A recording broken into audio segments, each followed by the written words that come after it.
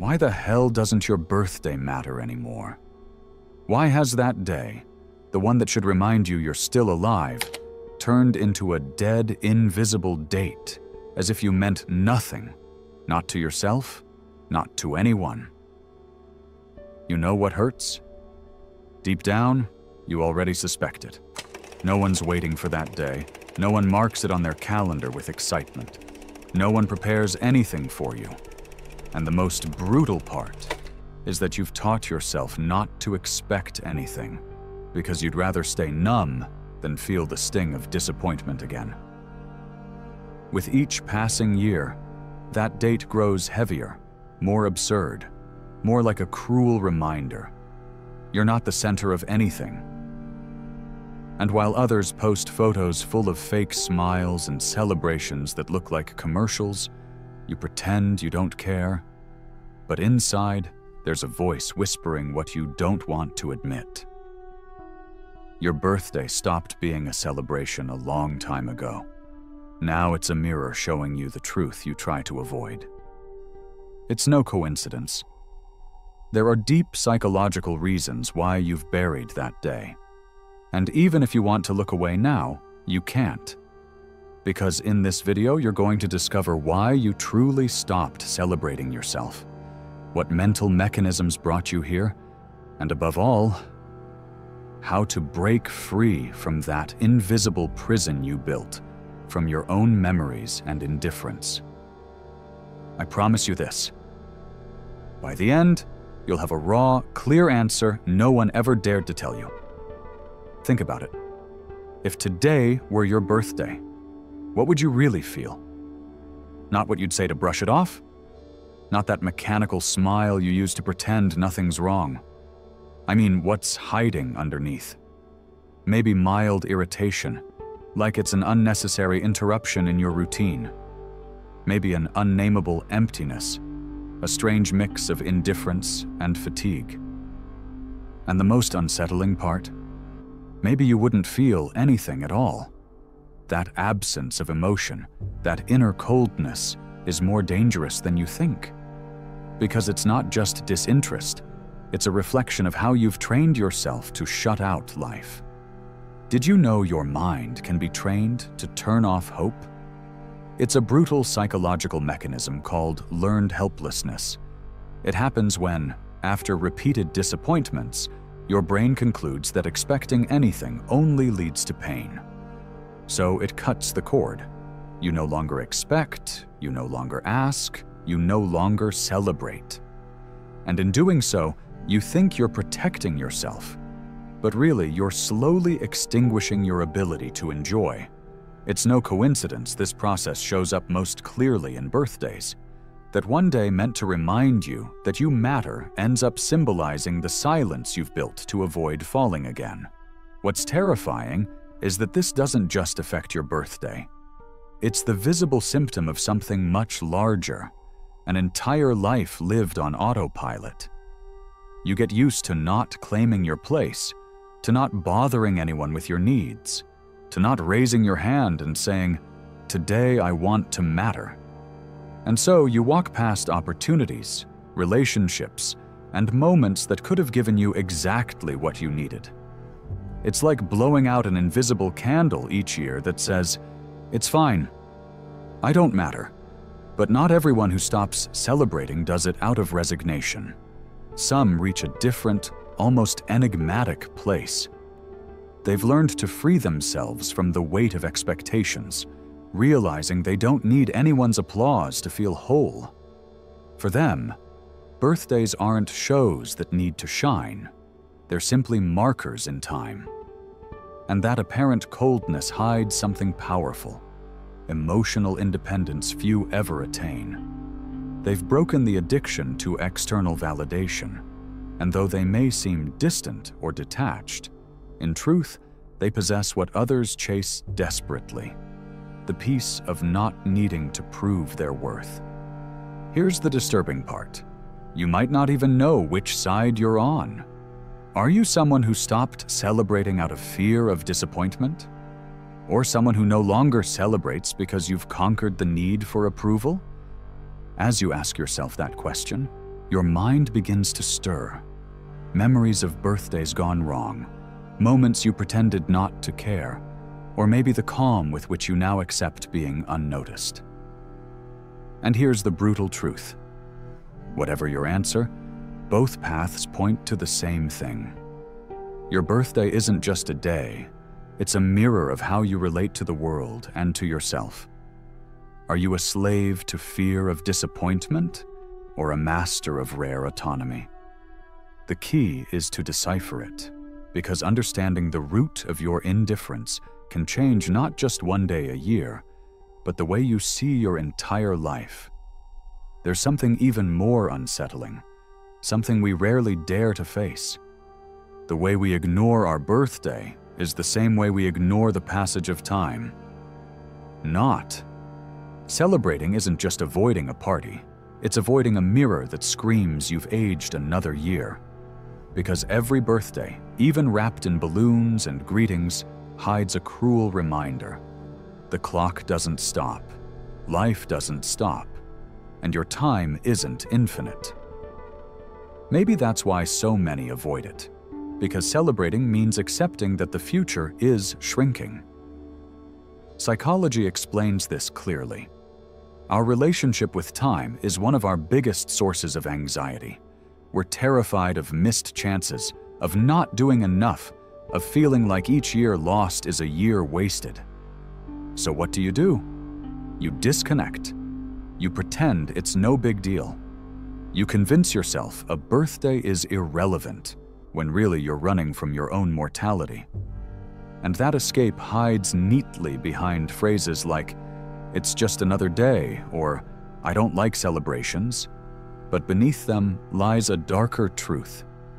You don't want to face how fragile you are. And yet there's a paradox. For some, refusing to celebrate isn't avoidance, it's defiance. It's as if they're saying, "I don't need to mark this day because every day counts." It's a rebellion against the tyranny of the calendar, a conscious choice not to let one date dictate the meaning of their existence. That stance might seem cold, but it holds a profound idea. If every day has equal value, then no single day deserves special attention. And in that apparent detachment lies a philosophy few can truly live by. Here's what almost no one tells you. Your relationship with your birthday also reflects your relationship with your identity. Some people feel that day is a silent trial. Who am I now? Have I achieved what I wanted? Am I where I dreamed of being? And when the answers are uncomfortable, when the comparison between who you are and who you hoped to be hits hard, the easiest solution is to ignore the day altogether. That way, you avoid facing the gap between your reality and your expectations. But avoidance doesn't erase reality. It just delays it. Here's the disturbing part. Every time you overlook your birthday, you're not refusing a party, you're refusing a conversation with yourself. Because in the end, that day isn't about candles or gifts. It's about stopping to look yourself in the eye. And maybe that's why it feels so uncomfortable. Because it forces an inner dialogue you're not always ready for. Psychology and philosophy agree. Those who can't face themselves in small moments will struggle to do so in the big ones. Every birthday you ignore becomes a missed chance to reconcile with who you are and what you've lived. Maybe that's why when someone says, "It's just another day," it's not always maturity speaking. Sometimes it's fear. So the question becomes inevitable. Are you running from time, or are you defying it? Are you dimming your reflection out of fear, or learning to see yourself without needing a date? The answer, though uncomfortable, is closer than you think. Because your relationship with your birthday was never just about celebration. It's about identity, time, and truth. And here's the darkest part. When you decide to erase your birthday from your life, you're also erasing the chance for others to recognize you. Because even if you say you don't care, even if you swear you don't need attention, there's still a part of you that wants to be seen. That longing doesn't die, it just hides deeper. And the more you deny it, the stronger it grows in your shadow. That contradiction is devastating. On one hand, you protect yourself from disappointment. On the other, you condemn yourself to emotional invisibility. You know what happens then? Your birthday stops being a date and becomes an involuntary social experiment. Without meaning to, you watch. You wait, silently, to see who remembers and who doesn't. You tell yourself it means nothing, but part of your mind is taking notes. Who wrote? Who called? Who forgot? And what that list reveals is never neutral. It always hurts or exposes something you'd rather not see. Because every absence feels like confirmation of your deepest fear, that you don't matter as much to others as you thought. This phenomenon has a name in psychology: cognitive dissonance. You say you don't care, but your behavior says otherwise. You claim birthdays are irrelevant, yet you use them as silent thermometers to measure your worth.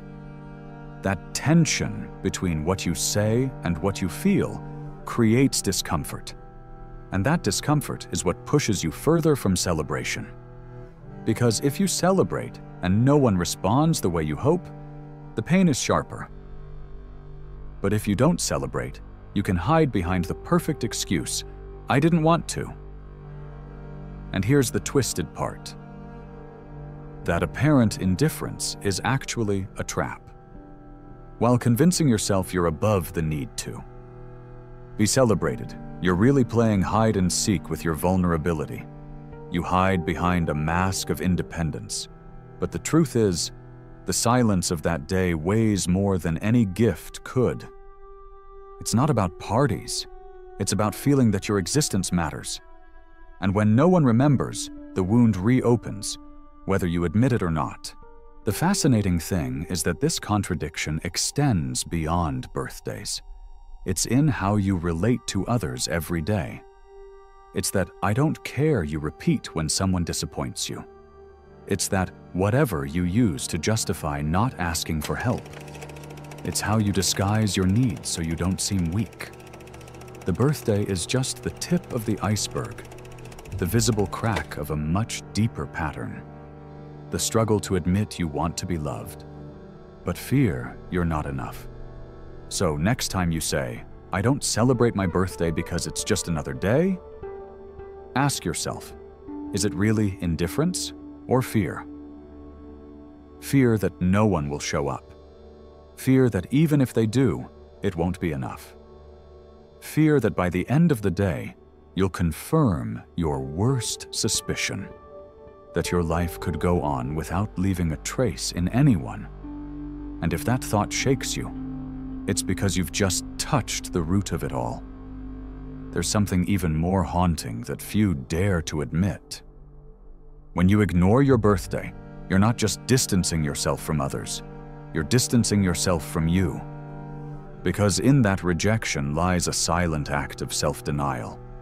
It's as if you were saying, "I don't deserve to stop the world for a moment to acknowledge myself, to celebrate myself, to exist visibly."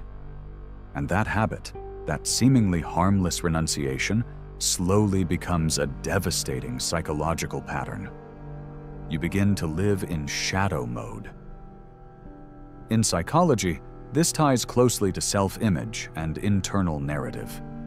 Each of us carries an unconscious story about who we are, what we're worth, and what we deserve. And every time you ignore your birthday, you feed that story of invisibility. You reinforce the idea that you don't deserve a central place, not even in your own life. The striking thing is, these beliefs don't appear out of nowhere. They echo from past words, experiences, wounds. Maybe that time you were promised a party that never happened. Maybe when your friends forgot to call.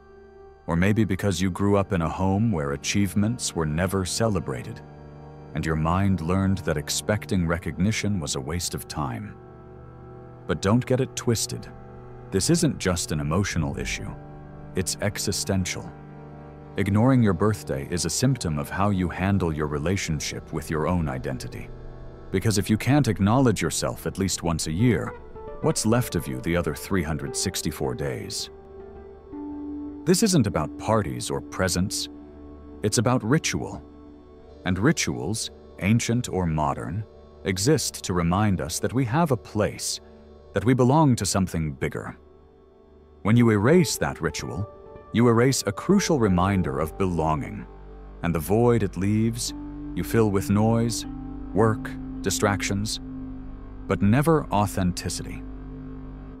Interestingly, some people go the opposite way. Instead of avoiding birthdays, they celebrate them excessively. Not because they truly enjoy them, but because they desperately need to hide the same fear you've chosen to face with silence. They inflate the date with parties, photos, social media congratulations, and believe that the more visible it is, the more valuable they'll feel. But deep down, both extremes share the same root: emptiness. You hide it with indifference. They disguise it with noise. Two sides of the same wound. Now stop and think. Isn't it strange how a single day can expose so much of your psychology?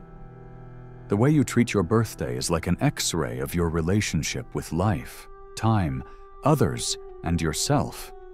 And even if you try to downplay it, that date comes back each year, reminding you of what you're trying to bury. Maybe the real question isn't why you don't celebrate your birthday, but what you're avoiding in yourself by not doing so. Because right there lies the truth that can change everything. And here's where we reach the most haunting point of all. If a birthday isn't just a date, if it's truly a mirror of your whole life, then ignoring it means ignoring yourself. And now that we've made it this far, before we continue, I want to present the following to you. Our book, The Formula of Awakening, is now available. Do you feel like there's something inside you that wants to awaken, but you don't know where to start? Then I invite you to transform your way of thinking, and with it, your way of living. Discover who you can become. Start today. The link to get the ebook is in the first pinned comment of this video. Grab your copy now at a great price. With that said, let's continue with the video. And now the burning question is inevitable. What will you do the next time that day comes? Will you let it pass again, hiding behind indifference, or face it as a chance to reconcile with yourself, even if there's no party, no gifts, no one remembers? Because in the end, that day was never about others. It was always about you. You don't need a cake to realize you deserve to exist, nor hundreds of likes to prove your life matters.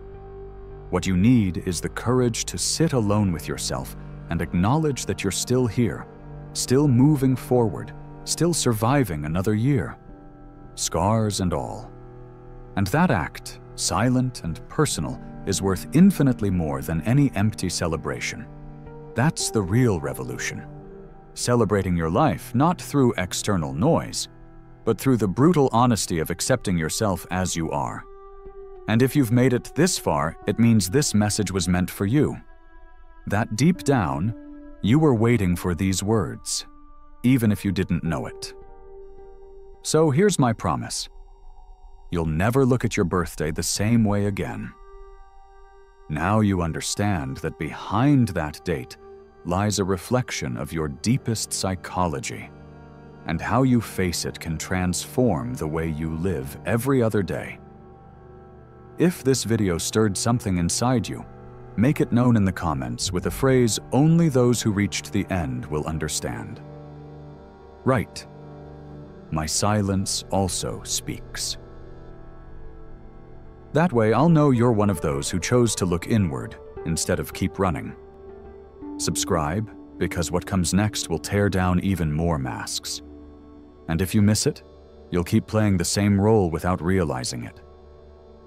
This channel isn't for those who want distraction. It's for those ready to face what truly hurts. And now, I'll leave you with the paradox that might keep you up tonight. Not celebrating your birthday doesn't mean your life doesn't matter, but learning to celebrate it in silence may be the clearest proof that you've finally begun to truly live. See you in the next video, or maybe on that day you once pretended didn't exist.